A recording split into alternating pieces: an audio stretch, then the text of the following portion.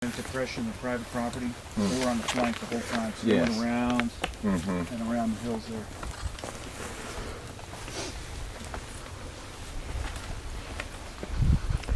Years ago on the Spotsylvania battlefield, sorry, I'm going to have a moment here. Years ago on the Spotsylvania battlefield, I didn't mean to pick on you here, but I met a guy who was one of the last people to talk to your grandfather on Okinawa. He had just talked, and then literally he's like, yeah, I saw the general drive away, and then the mortar shell came in. So just thought I'd share that with you. Okay. One of the reasons I want to walk you down here is now you can look behind you and get a real good sense of, one, how the terrain has changed, but also the folds in the ground. It doesn't look like a completely suicidal attack for Maney's boys. Now, these are hard case veterans. These are 2,500 Confederate veterans that are coming out of those woods with A.P. Stewart holding back in reserve and support. And they want, for the purposes of this tour, they will not be engaged. But as Maney's boys come across the field, Charlie Parsons' guns, which are Lieutenant Charles Parsons commands the 8 cannon atop the hill there, open up on them. And the Confederates almost immediately begin to take casualties. In fact, you could trace the route of the advancing units by the casualties they're leaving behind on the battlefield. Now, there are advantages to this terrain, however, because you'll notice several dead spaces where you're out of Federal fire. However, as you get closer to this fence, you pick up infantry fire. And you got 3,000 rifles speaking at you. And I don't care who you are. 3,000 rookies or veterans, I don't care who you are. That's a lot of lead going downrange. There's no doubt about that. And Maney's boys get pinned down here along this fence about 3 o'clock. Now, to understand what happens next and to understand the flow of this battle, you need to understand a couple things about the Federals up at the top of the hill. So let's take a second here and talk about them.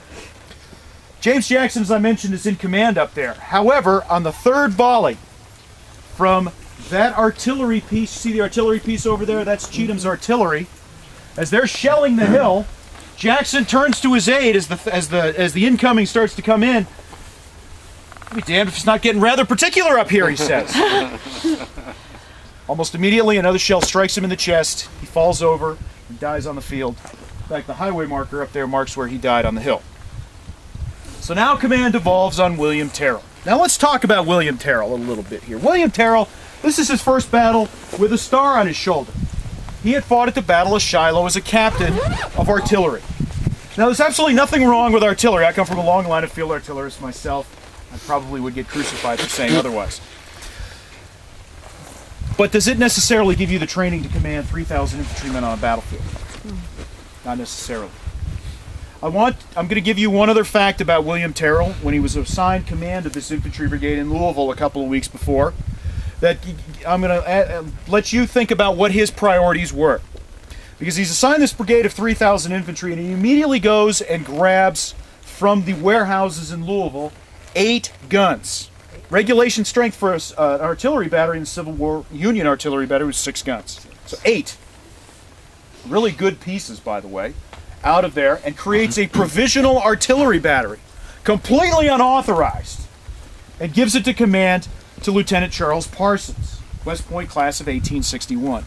This will later be designated Battery H/M 4th United States Artillery and be led to such great effectiveness at Stones River on New Year's Eve. But it's an unauthorized battery sitting atop the hill there. What does that tell you about Terrell's priorities as a commander and as a leader? Protect these men. Artillery. He wants to play with the guns. He wants to play with cannon. And how old are these guys? Terrell, at this point, is probably 32, 33 is all he is. Starkweather is 32. So it's definitely a young man's war. Most of these guys are in their late 20s, early 30s. A few of them are in their mid-30s, but it's definitely a young man's war in many respects. Okay, so keep those things in mind as you think about Terrell. And by the way, not to dwell too much on the fact, Terrell is a Virginian who remained loyal to the United States. His brother will die at Cold Harbor in 1864, and their father will bury the two of them under the same headstone and say, God alone knows which was right. Brother was Confederate. Yeah. So, sorry, I may have slipped that. I guess I need more coffee this morning. Okay, Jackson dies. Terrell now takes command at the top of the hill. And this is an action here, or a reaction that emphasizes the point that I've been making a lot, that war is a very human endeavor, and we should never ever forget that these are human beings just like us. What is a natural human response when you are suddenly thrown in a situation where it seems to be beyond your capabilities? You're trying to, you're not sure what the next step is. What do you fall back on? You fall back on what you know, you fall back on your experience, right? Well, what's William Terrell's experience? Artillery. He spends more time playing captain of artillery and helping Charlie Parsons fight those 8 cannon than he does paying attention to the 3,000 infantry just kind of moving around and at will shooting at the Rebs. But they're doing a great job, because Maney's men down here periodically, the Tennesseans periodically start to waver. And the 41st Georgia, which is right up here, seeing its first action in particular of particular concern, because this sharp volume of fire is really raking Maney's boys. They're not taking a lot of casualties because of the protection afforded to the fence, but nonetheless it's a pretty pickle that they're in. But George Maney is walking the fence, just like we did, and so are some of his subordinates. A perfect example of leadership, personal leadership under fire, inspiring, leading by example his men. When Terrell does pay attention to the infantry, he decides, you know what, it's a good idea to launch a countercharge. Which, okay, we'll leave that decision alone. But how he does it is the height of incompetence. Because what he does, and that's probably a very harsh statement, but I'm going to say it and stick with it. Because what he does is, instead of sending all 3,000 men down the hill at once, he sends one regiment after another, 700 men at a time. 700 Union rookies against 2,500 hard-case Confederate veterans. What do you think happens? They're going to get the 80th Illinois, the 121st Ohio are both shattered. The representative experience is the last regiment to go in.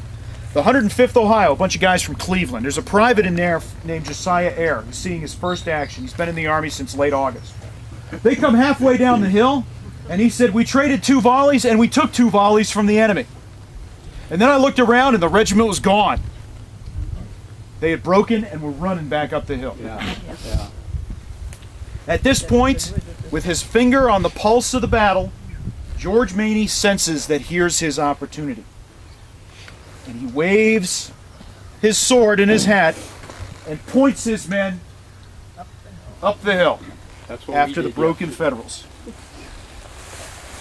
Let's go on up the hill and see how things turn out for both sides. Some of them boys were from Richland County in Mansfield. 110.